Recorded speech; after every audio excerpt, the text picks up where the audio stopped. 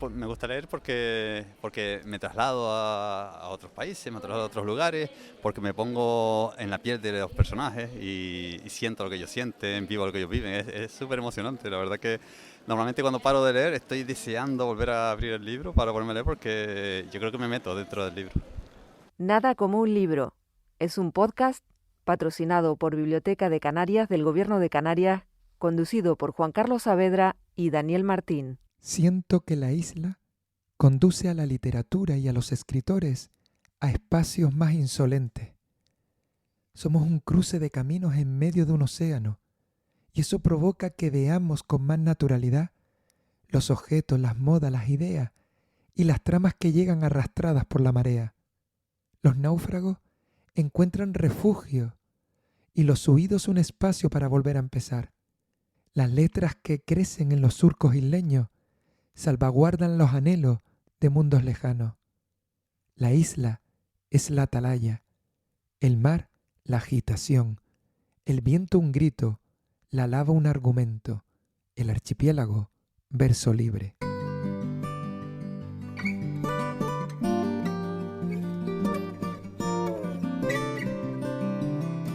Me encuentro sentado en cualquier calle de cualquier pueblo de las Islas Canarias que está celebrando en estos momentos una feria del libro.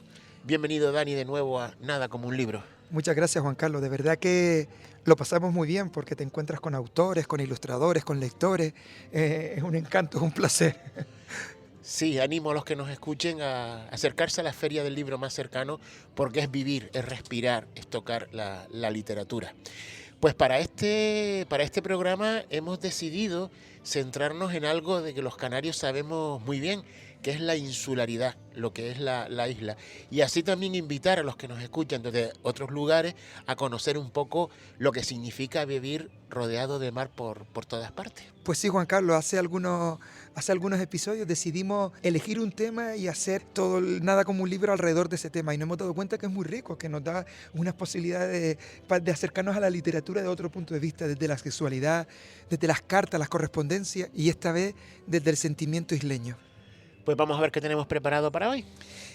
Por ejemplo, fíjate, en el espacio de la isla de San Borondón, donde hablamos de literatura infantil y juvenil, hablamos con Belkis Rodríguez, escritora y periodista, porque es isleña por 3 veces, Juan Carlos. Mira, es cubana, nació en Cuba, vivió en Islandia y está viviendo en Gran Canaria. Y es escritora. Entonces, hemos querido acercarnos a ella para ver qué piensa sobre la influencia de vivir en una isla en la literatura infantil y juvenil. Por mi parte entrevisté a Ignacio Romero, un biólogo, escritor, divulgador también medioambiental de Lanzarote, que ha hecho unos libros maravillosos en el que vincula el paisaje de su isla con la poesía. Él nos va a explicar qué significa para él la insularidad y también nos hablará de su amor por la isla de Lobo. En primera persona nos va a vincular eso, nuestro paisaje insular, con algo tan bonito como es la poesía, el verso. En el tiempo que le dedicamos a recordar la aportación de las mujeres a la literatura, hablamos de Josefina de la Torre, porque Pedro Salinas definió a esta poeta de la generación del 27 como la muchacha isla, debido a la profunda huella que dejó en su obra al haber nacido en un entorno insular.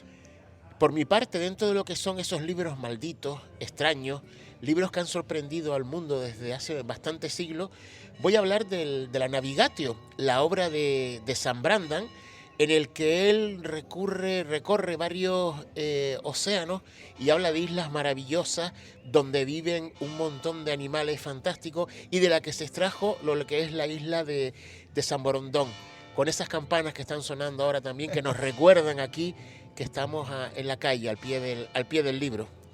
En el espacio que le dedicamos a hablar de la literatura y la relación con el cine, hablamos de una película, La Isla del Viento. Una película que narra la estancia de Miguel de Unamuno en la isla de Fuerteventura. Y luego también en lo que serían las efemérides, hoy no traemos a un autor, a una autora, sino traemos el descubrimiento de una isla que ha dado pie a un montón de libros de misterio y sobre todo de teorías un poco, algunas no tan creíbles como otras. Me refiero al descubrimiento en el mes de abril de la isla de Pascua, una isla que gracias a esas estatuas gigantes, como les decía, ha generado una cantidad de literatura que está en el imaginario de todos los lectores y lectoras del planeta. Y terminamos el episodio con un poema, Algún día habrá una isla, con la voz de Pedro Cabrera, su propio autor.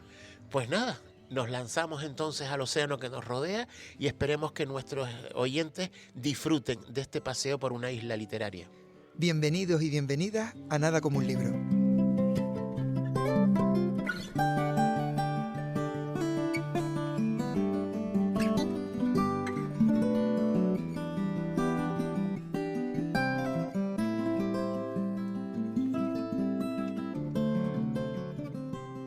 En Nada como un libro no nos gusta viajar solos, por eso en el trayecto de hoy nos acompaña Ignacio Romero, biólogo, educador medioambiental y escritor. Bienvenido a Nada como un libro.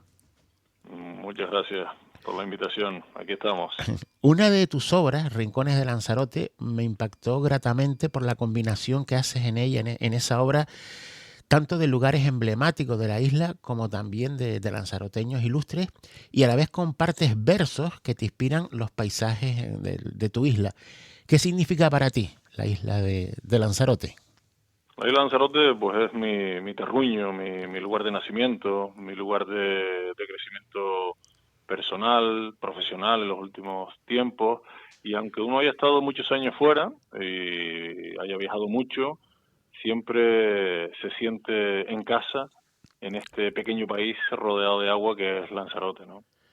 La isla entonces, con lo que me comentas a ti, no te agobia, está rodeado de mar. No, yo creo que el mar también es una puerta abierta, ¿no? De comunicación, lo fue siempre y lo sigue siendo ahora. El horizonte no nos habla de una frontera, nos habla de un paso, y la isla, pues cuando tenemos ganas de salir, pues ahí está esa frontera abierta para ir a otros lugares y también disfrutar de ellos.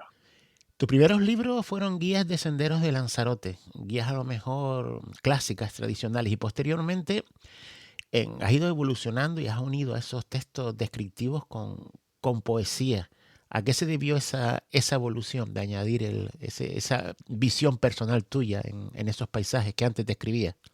Bueno, siempre al caminar por distintos lugares, distintos rincones, la naturaleza muchas veces me hablaba y surgían en el interior determinadas frases, determinados versos, muchas veces esos versos se convertían en estrofas, y ahí iba guardándolo, ¿no? En esa gaveta, ¿no? Es verdad que quizás con la guía de senderismo pues no aporté ningún texto con rima, ninguna poesía, aunque no es que fuera por no tener ganas, ¿no? Pero sí en el resto de libros ya están presentes. En Isla de Lobos abro el libro con una poesía, lo cierro con otra.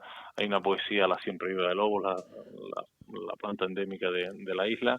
Rincones de Lanzarote es un libro guía de lugares de interés, de personajes y demás, pero a su vez tiene un poemario interior, y a la vez que paseamos por esos rincones, pues también muestro los distintos poemas que me inspiraron en un determinado momento en esos lugares, ¿no? Aunque ya diste una posible pista a lo que piensas, en tu poema Orillas dices: revancha insípida, muestrario perenne, vetusta onda invicta de mordida solemne. Vivir en una orilla que, como tú dices ahí, esa mordida solemne constante, ¿es una frontera inexpugnable o una autopista hacia todas partes? Sabes que muchas veces gente que viene de afuera se establece en las islas, pues no sé, como que esa orilla es como una prisión, una cárcel. No, para mí el mar es un horizonte abierto, no es un horizonte cerrado, ¿no? Si preguntamos a nuestros marineros de antaño que vivían en Playa Blanca, quién era la gente de Corralejo, y era su misma familia, ¿no? La vía de comunicación más rápida con otro pueblo lo tenían justo enfrente. Por tanto, el mar no era una frontera para ellos, sino era una verdadera vía de unión. Lanzarote tiene una doble condición relacionada con el mar, que a lo mejor mucha gente que la visita a la isla no se da cuenta. Tú la recoges, esa doble versión, en un poema, Lagial, En ella nos habla de un mar distinto al marinero, nos habla de un mar de lava sólida. Cuando ves esas coladas volcánicas, que a lo mejor a la gente de afuera le extraña, no sé, lo pueden ver incluso como un territorio inhóspito, ¿qué es lo que te evoca a ti ese mar de lava? Bueno, los mares de lava los diferenciamos por propios vocablos insulares en ese tipo de mal país intransitable y ese lagial transitable, ¿no? Las coladas AA en el primer caso, las coladas PAOEO en el segundo, y me refiero a los mares de lava sobre todo en estas coladas que fueron más fluidas, que nos quedan estas lavas cordadas en superficie y que nos permiten transitar. Y que nuestra gente pues recorrió esas onduladas superficies para intentar seguir sobreviviendo en esta isla pues de tan difícil vida, buscando en ese territorio perdido un atisbo de vida, y lo hacían sobre todo en esas grietas, en esos chabocos que llamamos hoy en día, para donde se llegaba a la tierra original y podían aprovechar esa grieta para plantar un frutal, una parra, una higuera. Y bueno, pues yo creo que es un lugar que en principio fue perdido bajo las lavas y que nuestra gente recorrió para buscar ese hilo de vida que les permitiera seguir sobreviviendo en esta tierra de sed crónica.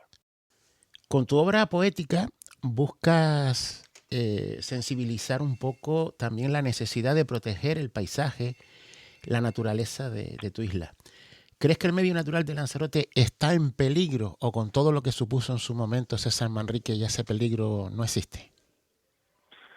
Bueno, la obra poética en la que me he encaminado, sobre todo en la última publicación, pues va, bueno, dirigida a seguir generando conciencia, a proteger el medio natural, a reafirmarnos culturalmente y a abrir los brazos hacia el resto del mundo, hacia la globalidad, ¿no? En esa combinación en la que hoy estamos, en un circuito económico, pues parece que imparable, y una isla pequeña como es Lanzarote, con 800 kilómetros cuadrados, con 3 millones de visitantes al año, tenemos que seguir siendo fuertes para proteger el medio natural, un medio frágil, y que, bueno, si no lo protegemos y lo dejamos libre, si no somos conscientes de lo que puede pasar, pues podemos perderlo para siempre. Hay que pensar que nuestra naturaleza de conos volcánicos, de material blando, material de los conos de la Pilli, si dejamos ahí cientos de miles de personas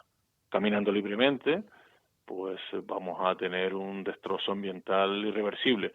Con esto quiero decir también pues que estos 3 millones de turistas nos dejan un montón de residuos, que hay que gestionarlos bien, un montón de servicios que pues no tenemos, que hay que generarlos también.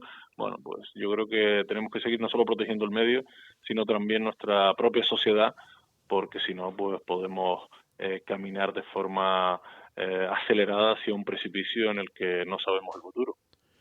En tus obras sueles mezclar, como vimos, narrativa y poesía. ¿Con qué estilo te sientes más cómodo escribiendo? ¿Con la narrativa, descripción o lo que es la poesía, sentimiento? Bueno, la narrativa descriptiva inicial, bueno, como es la actividad que hago diariamente, interpretar el medio no me es difícil, y de hecho pues lo hago con bastante asiduidad para distintas instituciones, haciendo pues distintos folletos, publicaciones y demás. Ahora estoy inmerso en quizás una parte más que han querido leer mi obra, y ahora estoy en un proceso quizás de unas frases, de unas poesías inspiradoras más reflexivas, ¿no? Yo creo que estoy entrando como en otra fase evolutiva de esto, de este tránsito en el que estoy ahora, que no quiero decir que sea el definitivo, pero sí es una poesía mucho más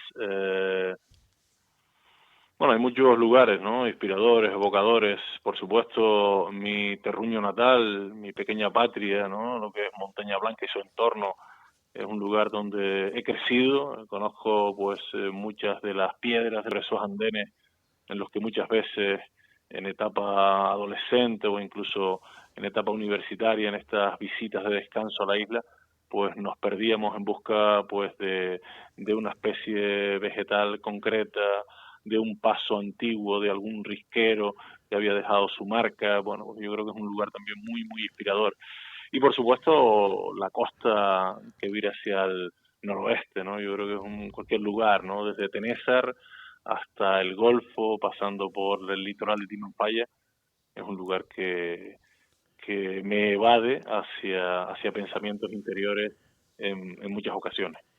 También te has atrevido a divulgar con la televisión, con lo que es la imagen, con esos rincones isleños en televisión canaria. ¿Cómo valoras esa experiencia de divulgación, ya no con la palabra, sino con la imagen?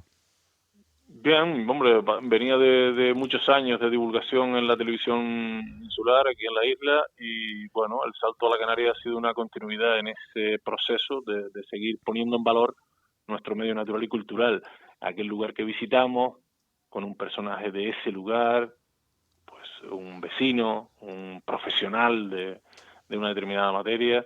Creo que entre todos nosotros debemos seguir valorando nuestro medio ambiente, nuestra cultura, toda nuestra geografía, porque hasta aquí hemos llegado después de miles de años de presencia en estas islas y queremos seguir haciéndolo, pero de forma amable, sostenible, que nuestros hijos, nuestros nietos, los que vengan detrás, puedan seguir disfrutando y viviendo de forma lo más feliz, amable, comprometida, equilibrada con el medio posible.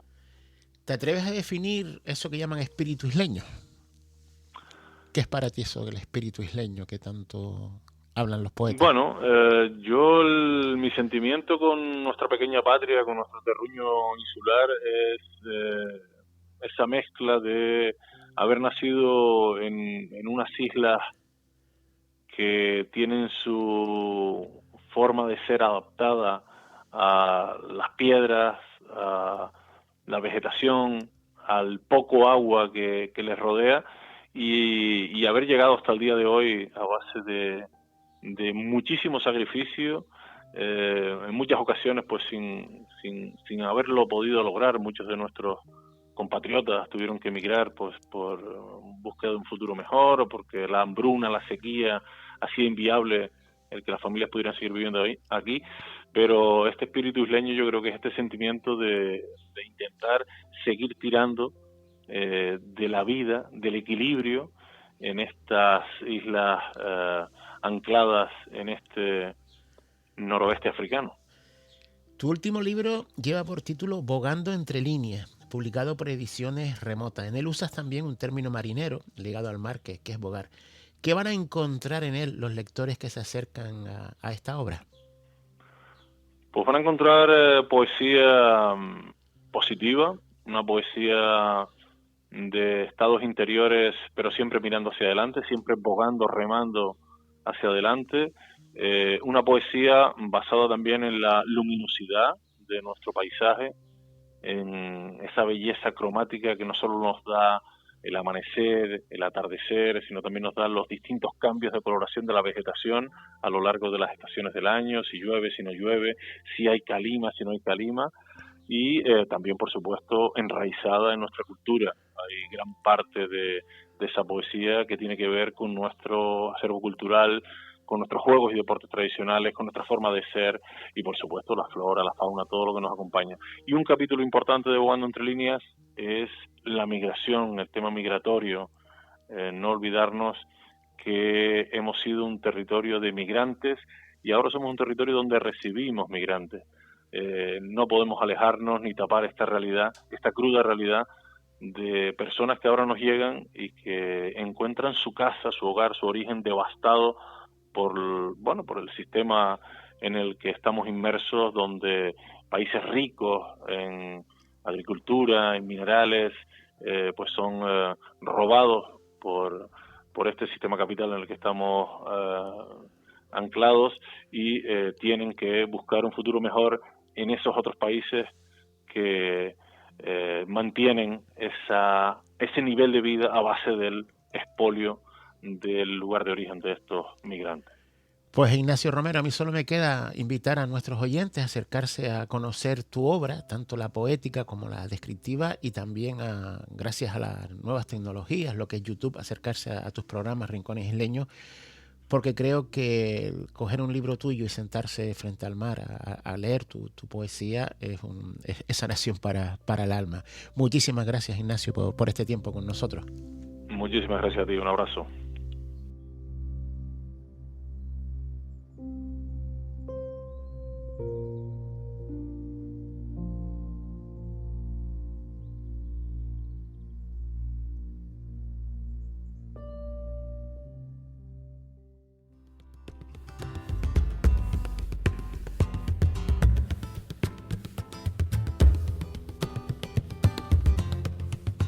En Nada como un libro seguimos las huellas de las mujeres en la literatura.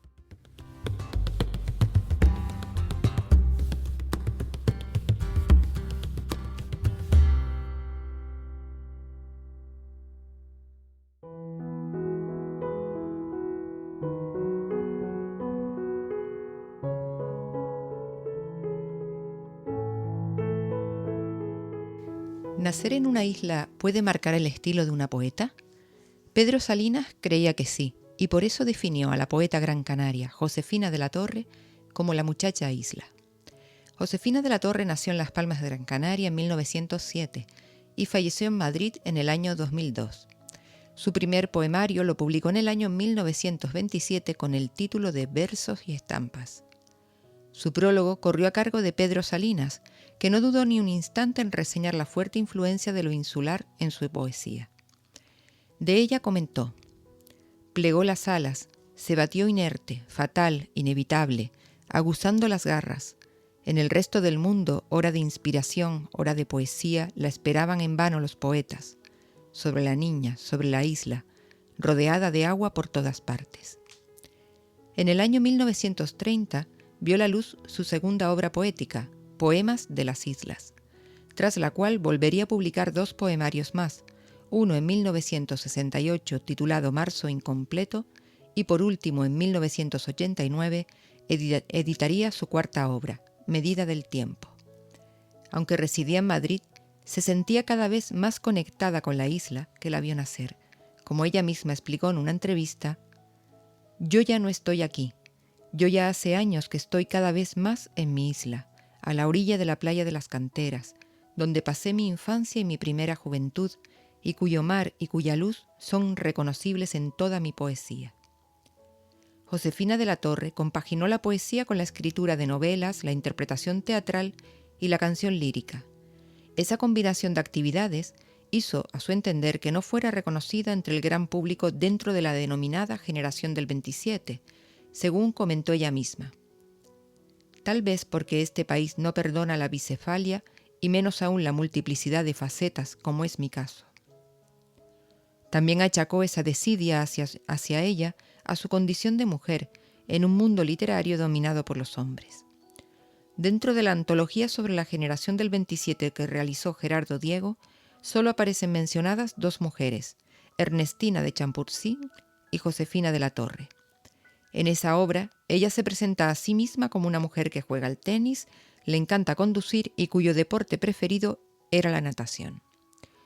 Durante la Guerra Civil, volvió a Las Palmas de Gran Canaria. Allí vio cómo muchos de sus amigos se vieron obligados a dirigirse al exilio, mientras su familia sufría una grave crisis económica. Para intentar superarla, fundó con su hermano Claudio y la esposa de este una editorial, donde publicaría obras cortas de amor y misterio que ella firmaría con el seudónimo de Laura de Cominges. Tras su muerte, a los 95 años, le vino el reconocimiento que no tuvo en vida como poetisa, cuando la prensa recogió la noticia de su fallecimiento haciendo mención a ella como la última superviviente de la generación del 27.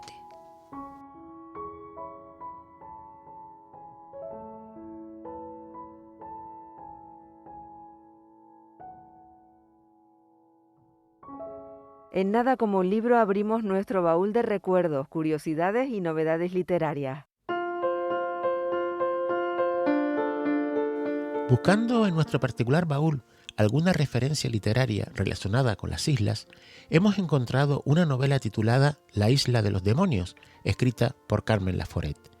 Esta gran escritora nació en Barcelona el 6 de septiembre de 1921 y pasó su infancia y juventud en Gran Canaria por motivos laborales de su padre.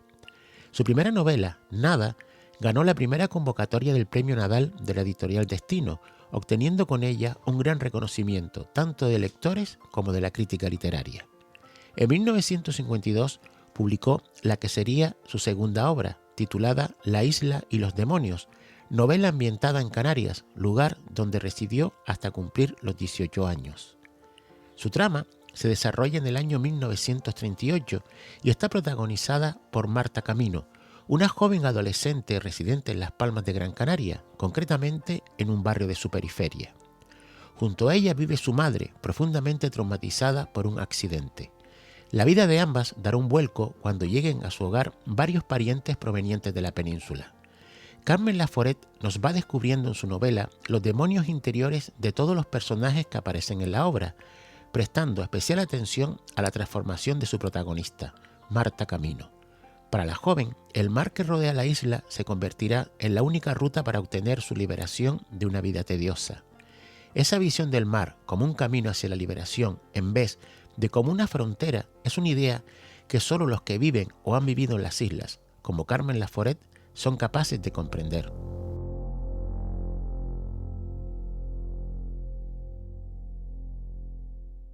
Hace unas semanas estaba viendo una serie de televisión, en la televisión española.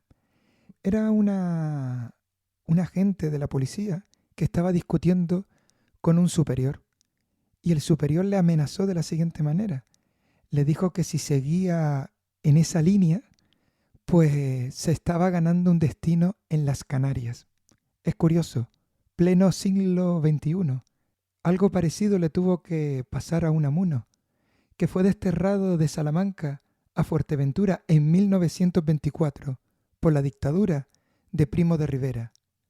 De todo eso habla La isla del viento. ¡Muera la inteligencia! ¡Venceréis, pero no convenceréis!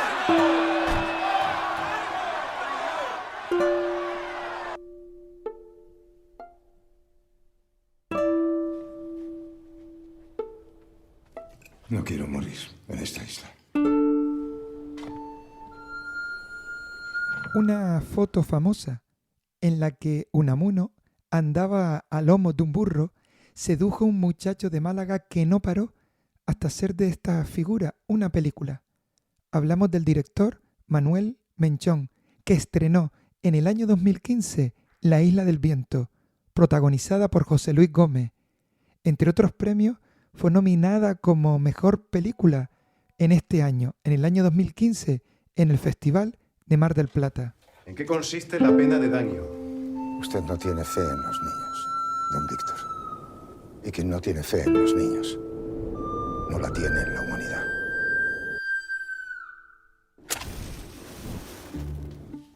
La película es un retrato de Miguel de Unamuno durante su exilio en Fuerteventura, por su oposición a la dictadura de Primo de Rivera. Un análisis de los pormenores de lo que fue una experiencia que produjo una profunda transformación del escritor bilbaíno.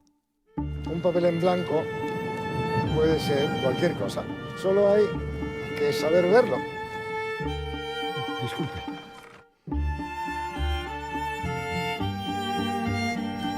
Absórbase. Vamos a hacer otra. ¡Ya está bien!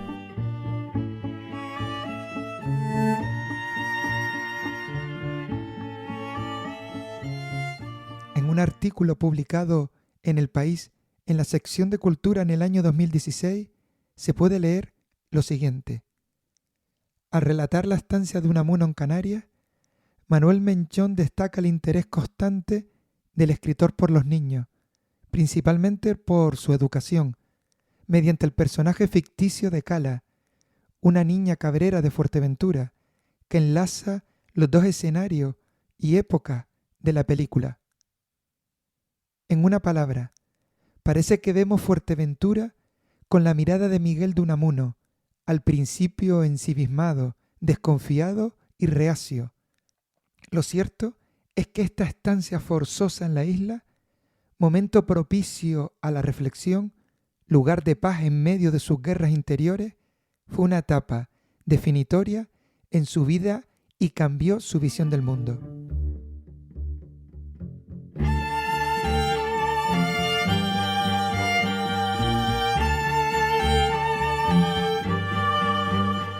Se cumplió la máxima también con Miguel de Unamuno.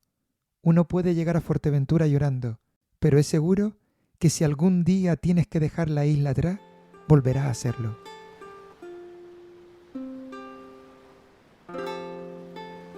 Que no es bueno eso de estar parado ahí tanto tiempo. No es bueno para la cesera, señor. Le agradezco el consejo, a pesar de que no se lo he pedido. En Nada como un libro, efemérides literarias, momentos para la historia y la literatura. La isla de Pascua fue descubierta por el holandés Jacob Roggeveen un 5 de abril de 1722. A partir de esa primera visita europea, la isla se ha convertido en uno de los lugares sobre el que más libros de misterio se han escrito. La isla de Pascua se encuentra en medio del Océano Pacífico, a 3.700 kilómetros de tierra firme chilena, país a la que pertenece. Su superficie es de 163,6 kilómetros cuadrados y en ella habitan unos 7.750 habitantes. El inicio de la leyenda que rodea ese lugar empezó con la publicación del libro Aku Aku, el secreto de la isla de Pascua, publicado en el año 1957 por el famoso aventurero Thor Heyerdahl. En él, su autor cuenta los resultados de una investigación que realizó en la isla una expedición arqueológica noruega entre los años 1955 y 1956, especialmente todo lo referente a sus supuestos descubrimientos sobre las famosas estatuas de piedra gigantes llamadas Moai. En sus conclusiones, Thor Heyerdahl mantenía que las mismas fueron hechas por una cultura muy antigua que colonizó la isla proveniente del continente americano mucho antes de la llegada al lugar de sus últimos pobladores desde la Polinesia. A partir de ese libro se fueron publicando otros en los cuales sus autores fueron barajando diferentes teorías sobre cómo se fabricaron las estatuas y quiénes la hicieron. Entre esos libros destacó, por su impacto mediático y por el número de ejemplares vendidos, El mensaje de los dioses, de Erich von Däniken, publicado en el año 1976. Este investigador alemán mantenía, y aún mantiene, que los Moai son obra de una cultura extraterrestre que contactó con los humanos en el principio de los tiempos.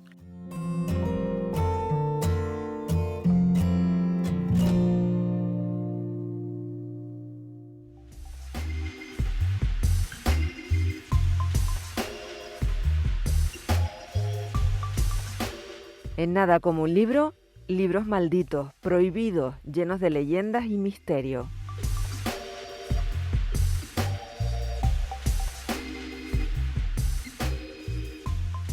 Dentro de los libros llenos de misterio y de teorías sobrenaturales encontramos la obra titulada Navigatio Sancti Brendani, escrita en el siglo VI por un supuesto monje irlandés de nombre San Brandan.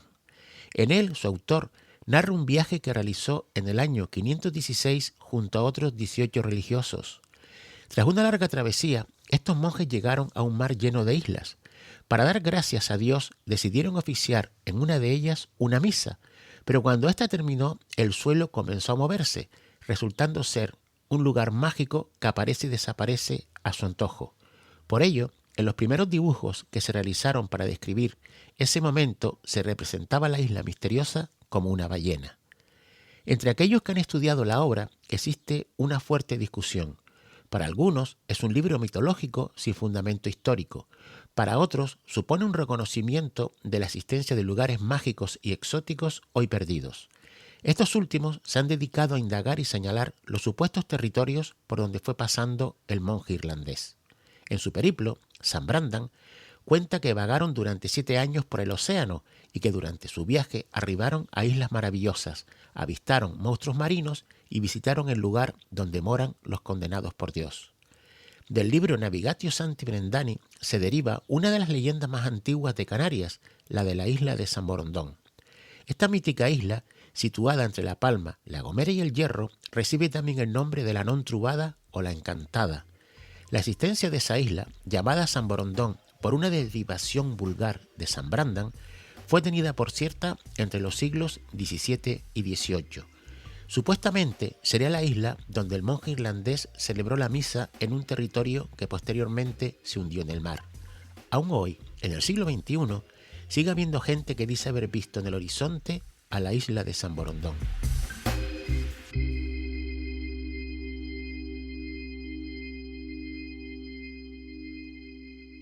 Nada como un libro. Es un podcast patrocinado por Biblioteca de Canarias del Gobierno de Canarias, conducido por Juan Carlos Saavedra y Daniel Martín.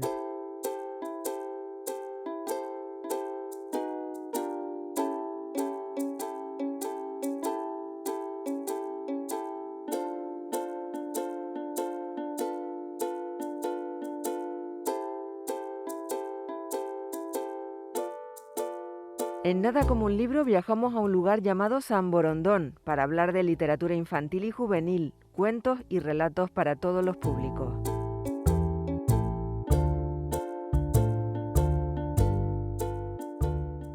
Este programa que le estamos dedicando a la isla es un programa que viene muy bien en nuestro espacio, el de San Borondón. San Borondón se deja ver en nuestro programa y hoy se deja ver con una mujer muy especial porque esta mujer ha tenido una experiencia con la identidad isleña muy particular. Yo creo que hay pocas personas que puedan decir que hayan vivido en 3 islas diferentes, en Cuba, en Islandia y en Gran Canaria. Hola Daniel, muy buenas. Mi nombre es Belkis Rodríguez. Soy periodista y escritora. He nacido en Cuba, he vivido en Islandia y ahora vivo en Gran Canaria. Ya que Belkis había tenido esta experiencia vital, le preguntábamos si ella creía que el escritor isleño es diferente, que qué lo configuraba, que cómo influía en su escritura. ¿Somos diferentes los escritores isleños? Es un planteamiento interesante. Yo creo que sí. Tal vez esa soledad de las islas nos hace preguntarnos más cosas, ser más curiosos por lo que está más allá del mar y tal vez nos motiva más a buscar respuestas, a buscar nuevos horizontes.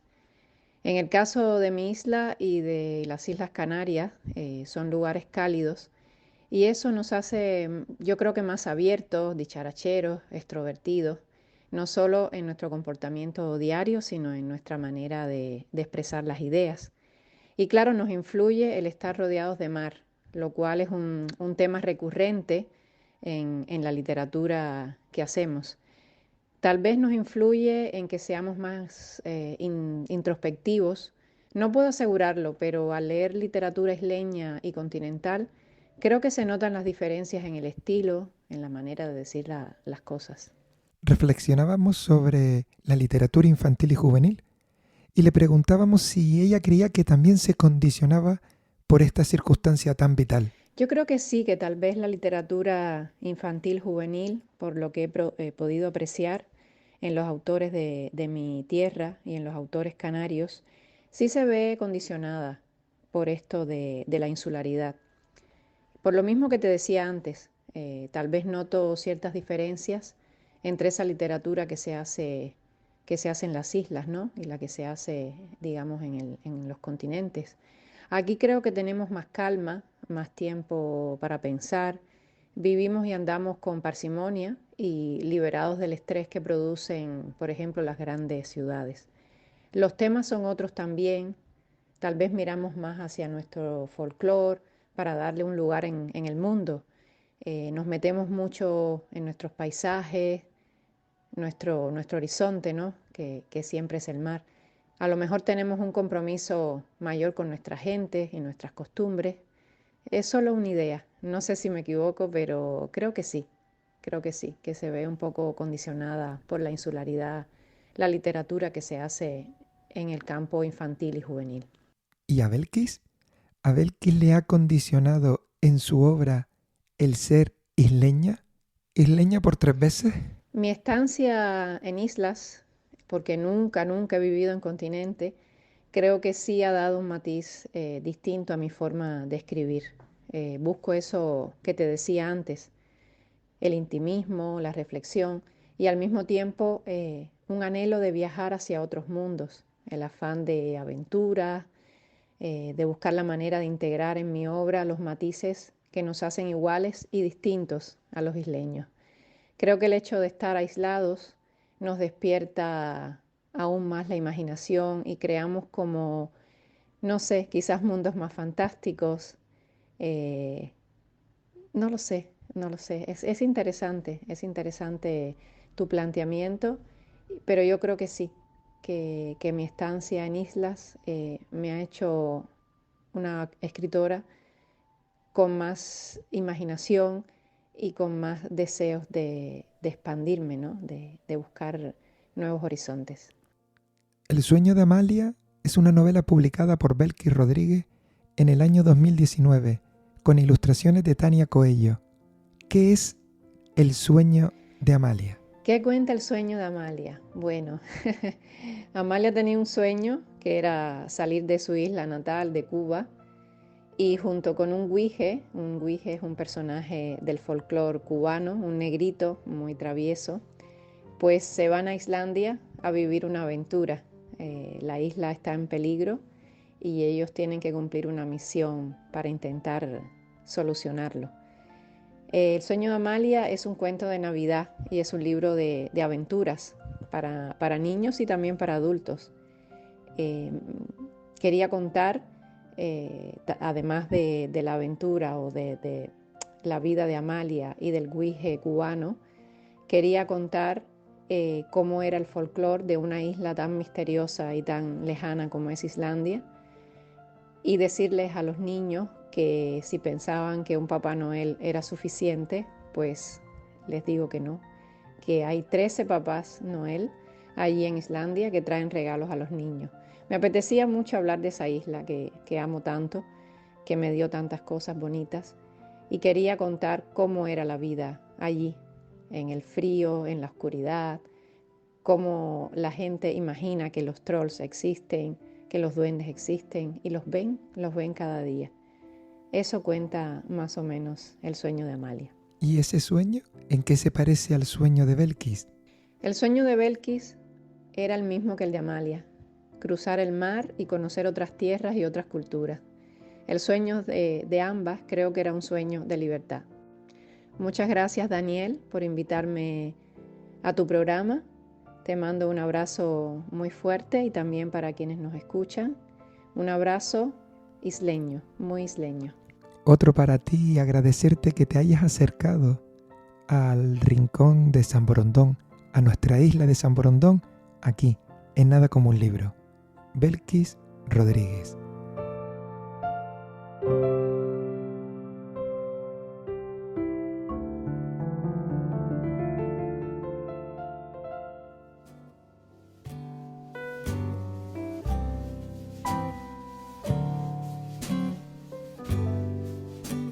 Versos al viento. Poemas hasta el próximo encuentro.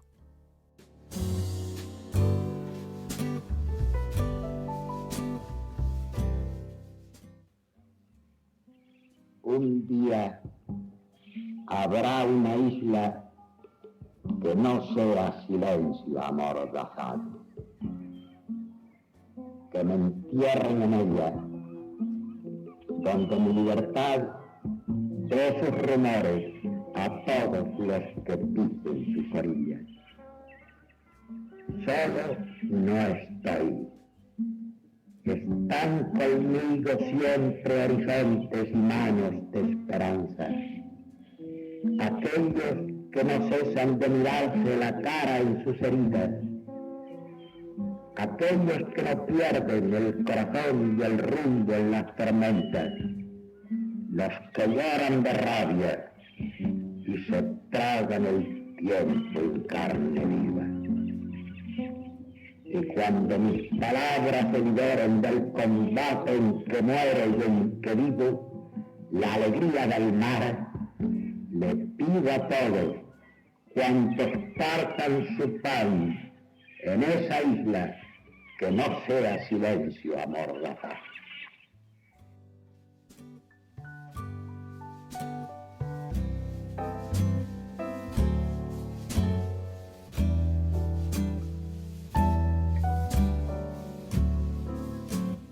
Nada como un libro. Es un podcast patrocinado por Biblioteca de Canarias del Gobierno de Canarias, conducido por Juan Carlos Saavedra y Daniel Martín.